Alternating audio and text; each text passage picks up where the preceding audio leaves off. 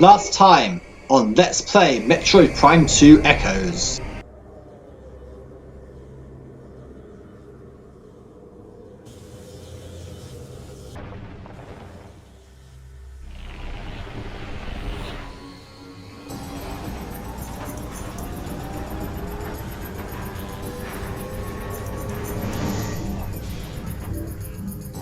Welcome to Brian Walker's favourite boss battle in this entire game. That mode, prepare to transform out of normal mode so you can get in there. Now we've got one of the joints, 2, 3. It's really like a normal quad would, but use super missiles to shoot at these, and that eventually destroys the leg units. But man, is it worth it? Oh crap, no. Ah! Because now it's going to detach itself. The head is going to float around, a bit like we saw with the regular quads earlier. And that's what it's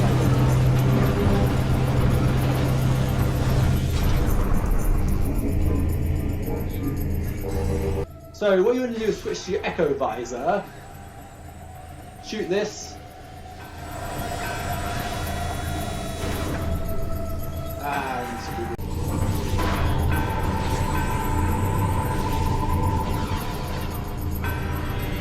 okay, so now we've got the Dark Quad. Got it! Okay, this Dark Quad's starting to get in the way a bit now.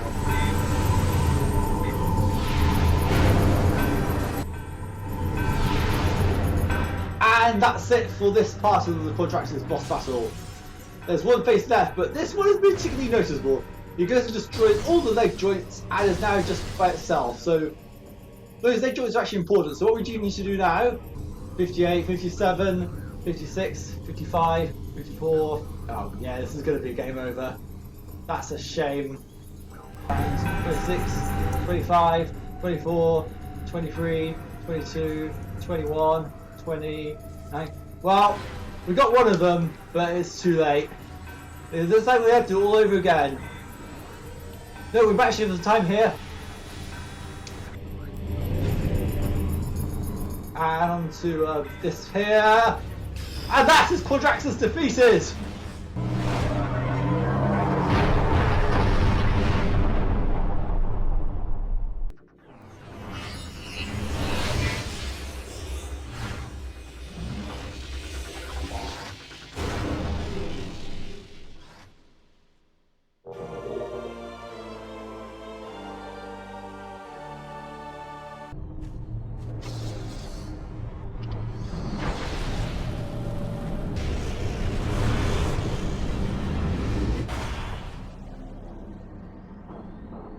75% of all pickups acquired.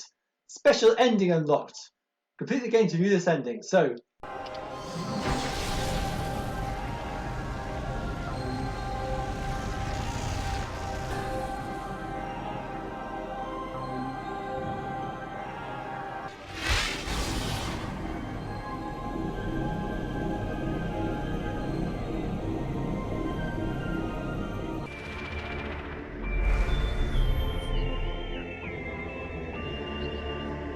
hello everyone and welcome back to Let's Play Metroid Prime 2 Echoes, where we recently restored the temple energy for Sanctuary Fortress.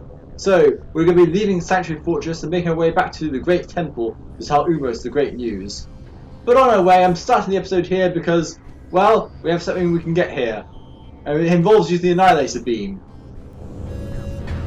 If you thought that that was going to be a door that requires the Echo Visor and the Annihilator Beam, congratulations, you are absolutely correct. So, let's not waste any time here and get this upgrade. Switch over to the Annihilator Beam and shoot this door. So it's a low, high, medium, medium. So we look around here. That's the low one. Now, by my recommendations, I think that the highest one might be furthest back. That's what I think anyway. Let's try this. That is indeed the case. So we will shoot this one twice. And that will open the door. And it leads us to a kinetic orb cannon. Interesting. Where does this lead? And it destroys that big ball of energy in the middle, which was higher power bomb expansion this entire time. So, let's go and pick it up. Here is our power bomb expansion. With that done, we're good to leave Sanctuary Fortress, but if there's anything along the way that involves using the Annihilator Beam, I will let you know. Alright then, we are back in the Great Temple. So, let's go and tell U-Mos the good news.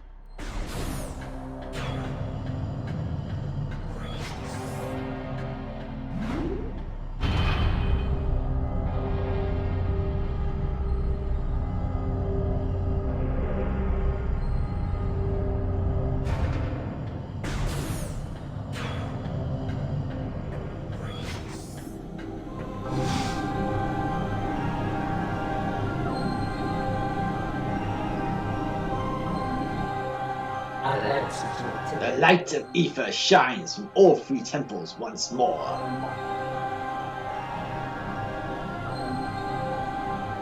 And yet, Dark Aether remains. One energy controller still shines in the darkness, sustaining the world. The Sky Temple, dark shadow of this hallowed place, holds the final energy control. The greatest and most powerful beast of the Ing keeps guard over what you seek. The 9 keys to the Sky Temple have been hidden at each land of the Dark World. Finding them will be perilous, but I offer you this blessed suit of armor, energized by the light of Aether itself. Its power will help you reach these final keys. May it serve you well in the darkness.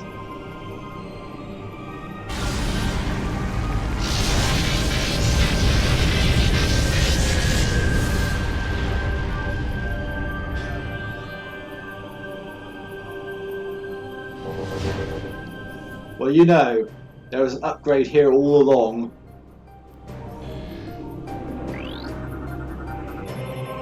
Structural analysis complete. The Luminous Energy Control System online and active. Power flow at full and holding steady.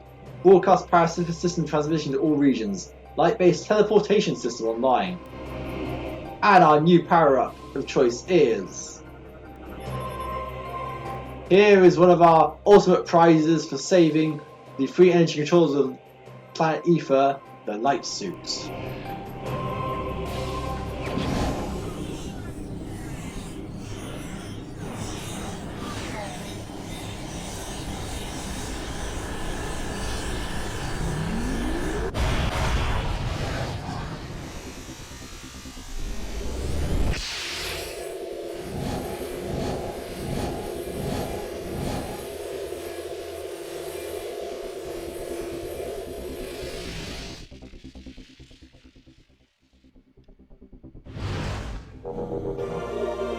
Light suit acquired.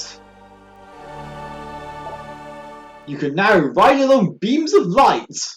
When have we ever needed to be able to do that? That's not telling the full story of this. We've got the character package unlocked for purchase from the Trilogy version. More importantly, this suit has full immunity to Dark Aether's atmosphere. So we can actually go into the Dark World and not take any burn damage whatsoever. Burn damage is pretty much a thing of the past at this point. We'll talk to U-Mos again, let's see what he says. The last stronghold of the Ing remains. Seek his 9 keys to gain entry. Once you reach the Sky Temple, let nothing stay your hand. So yeah, we're getting near the end of the game, however there is one major hitch. We alluded to it earlier, but we actually need to find 9 Sky Temple keys in order to enter the temple. I could have actually acquired some of them earlier, but I didn't want to do that. We could have done it as far back as Sanctuary Fortress, but I didn't want to do that for good reason. If you wanted to get all the logbook scans, you need to not collect any temple keys at this point until a certain point.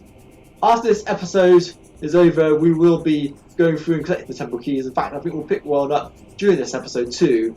But otherwise, the temple entrance, we actually need to go there and scan several things there in order to fill our logbook. That will massively boost us from the 87% scans we're at the moment. I want to show off first this light transportation system. We get to teleport to any previous controller, so I'm going to go to show this off. I'm going to go to Aegon Wastes.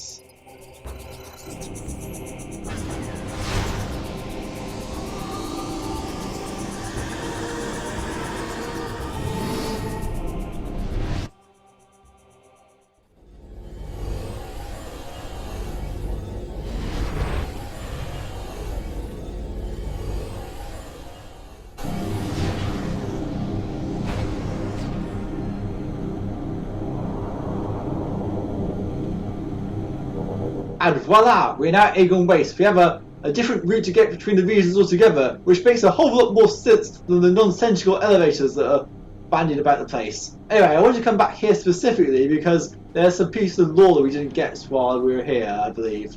It's somewhere around here. Aha! Here it is! So, fun fact, some of the actual lore locations are different in the GameCube and Trilogy version. They swap them around in certain situations, but this was hiding here all along. Recording to logbook. Lunar Floor translated Paradise. Aether was a fertile, aged world with bountiful fields and oceans. The native creatures were gentle compared to other worlds we had encountered. We settled in a mountain region at first, in cliffside dwellings. In time, we established settlements in the green forests of Taurus and the fertile plains of Aegon. A great temple was built between our three domains, a place of peace and a monument to accomplishments. It was time for harmony for our people. And that is every piece of Luminoth lore in the game, apart from a few actually. But we're going to sort those out in just a moment. For now, let's go back to the Great Temple.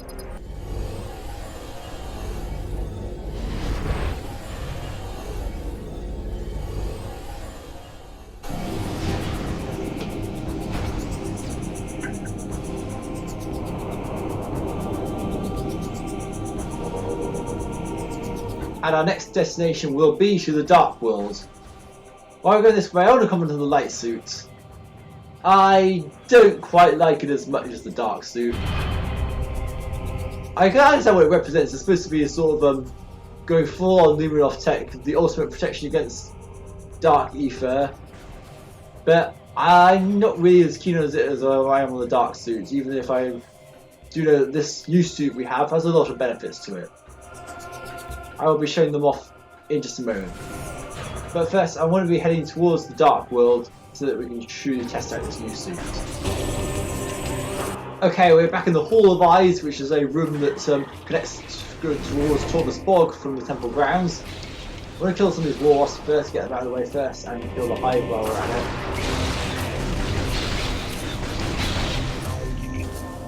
Now that's out of the way, I wanted to use the dark beam to shoot this portal.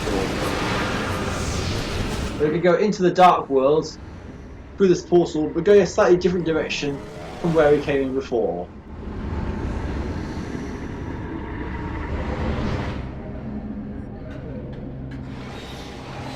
Look, no burn damage whatsoever. We are completely immune to the effects of the Dark World, and now is as good a time as ever to explore Dark Ether without having to worry about burn damage. We can go for elongated periods of time outside of safe zones.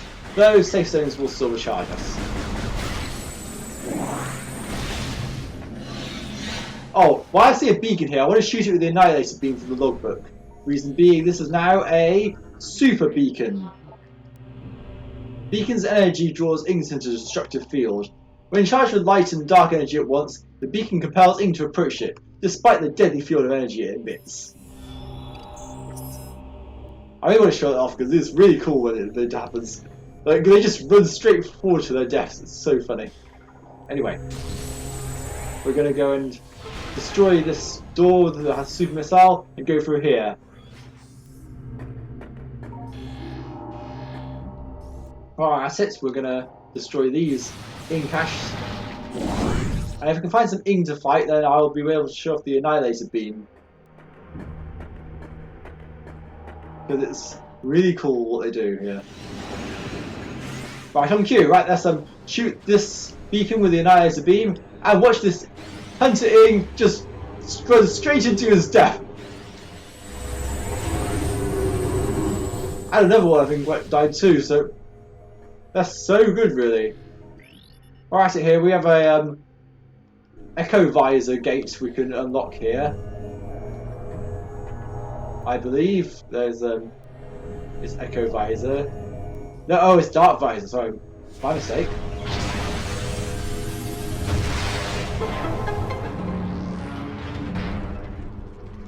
That's going to open up this gate, and it's going to allow us to obtain ourselves a missile expansion. Only 13 more to go until we have every missile expansion in the game. It really is getting towards endgame now. So let's proceed onwards. If you remember from the light world, there is a half pipe here, but in the dark world it's unfortunately closed up, so we can't actually use that to progress.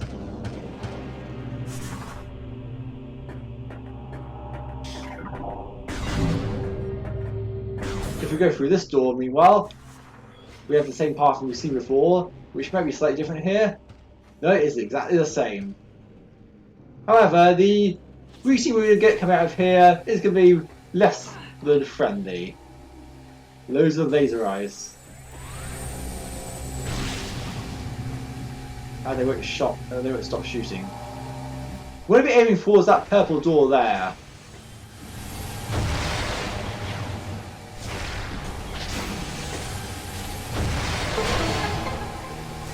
And then use the morph ball and take a bit of damage in the process, but it's worth it.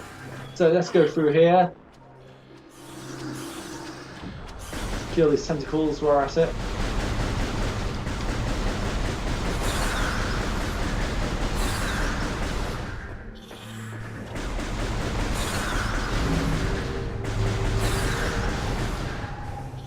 Mind the phase and while we're at it. And this is basically the corridor that leads towards the end of the game. And you'll see why we can't. You'll see what is barring the way soon. If we go into here, welcome to the gate to the Sky Temple. Only one Luminoff managed to retrieve their key, but he sadly passed away, and the others fell in other locations. We scan this here. The key of Aether has been placed, is locked forever open. May the light of Aether shine upon our enemies forever. Now Aether himself. Recording to logbook. Soon I shall pass the final rest. My key is in place. Through my spiritual link to the others, I know where their bodies lie.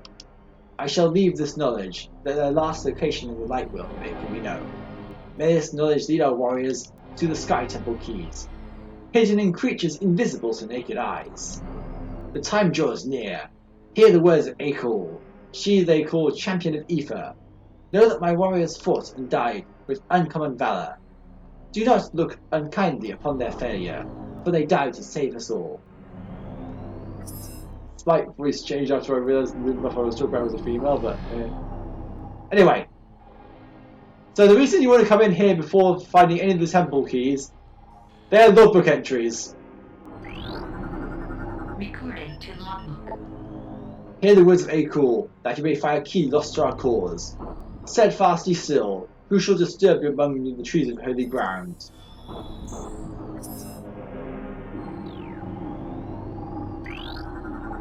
Recording to logbook.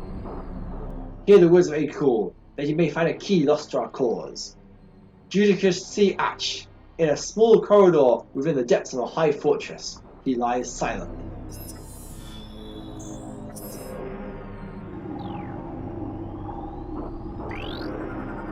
Recording to logbook.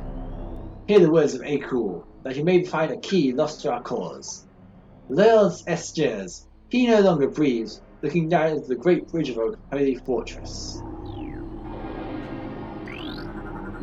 Recording to logbook. Hear the words of Akul, that you may find a key lost to our cause. Gentle Gisech, where a Berapod he sleeps in a flooded temple. Recording to logbook. Hear the words of Akul, that you may find a key lost to our cause. Brave Estili, besides the march of a reigning land, she laid her body forever. Recording to logbook. Hear the words of Akul, that you may find a key lost to our cause. Gallant be still, she lies deep in a fortress of dry land. Recording to logbook. Hear the words of Akul, that you may find a key lost to our cause. Noble Jasul, lost his soul before a fortress in the scorched land. Recording to logbook. Hear the words of Akul, that you may find a key lost to our cause. Mighty Jifrim, in the last, what did you see? Was it one of our gates closing, sealing the scorched land from our holy ground? Recording to logbook. Hear the words of Akul, that you may find a key lost to our cause. Fearless Emon, the one who shall move the pillar of holy ground, will see your soulless body. Do those names sound familiar to you? Some Luminoff we've been able to scan have provided lore entries for our logbook. Those were the Sky Temple Key Hunters, and they were positioned in some interesting places. And I said you want to remember where they are. Their locations in the light world correspond to the key locations in the dark world. I will say no more. The clues have given an idea as to where they lie, but basically there are 3 in the Sky Temple grounds, 2 in Dark Aegon Wastes, 2 in Dark Torbus Bog, and 2 in the Ing Hive. The light world locations of the dead Luminoff match up to these locations. Also, if you look at our logbook now, we're at 92% considerably, and as far as lore goes, we have every piece of lore in the game. So we don't need to worry about scanning that anymore. There are a few things we still need to scan, but lore is not one of them. We can now leave this area. We will be coming back here once we have all 9 Sky Temple keys, but you want to do that before you collect any of the keys if you want to finish your logbook. Very important to note that. I'm not going to end the episode just yet because we still have something we can do. One of the keys is actually very nearby. If you remember, nearby our ship, there was a dead Luminoff that we scanned from the logbook. Take what I said just earlier. We apply our knowledge, open this door with a super missile, and maybe we'll find the key that we need back there.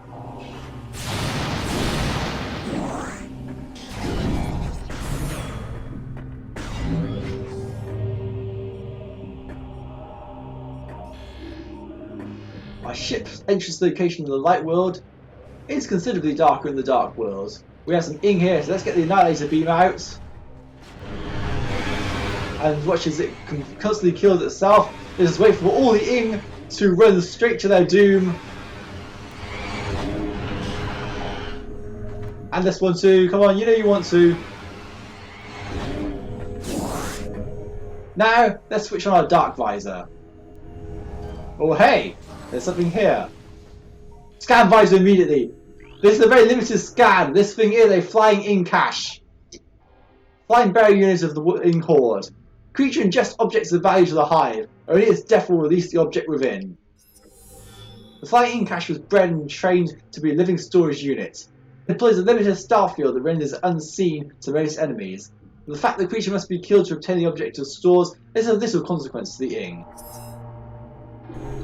So yeah, that's why you want to scan this thing. This is they're quite easy to break open. Well, I say that. Try super missile, and we have an item. There is our first of the Sky Temple keys.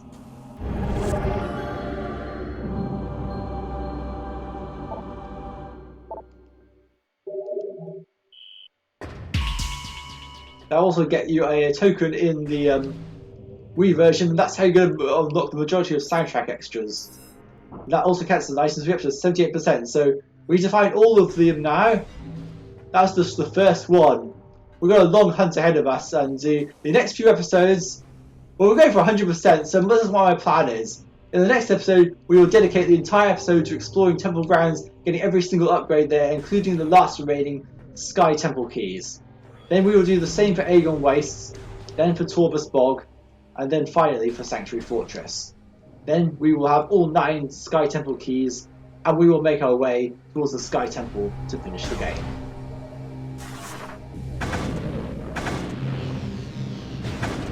We've got very hostile lasers that are tracking us here. I want to try something. The Annihilator can work on them. Yes! They don't seem to like the Annihilator being much. But it only disables them temporarily. What happens if I try a charge shot for the Annihilator?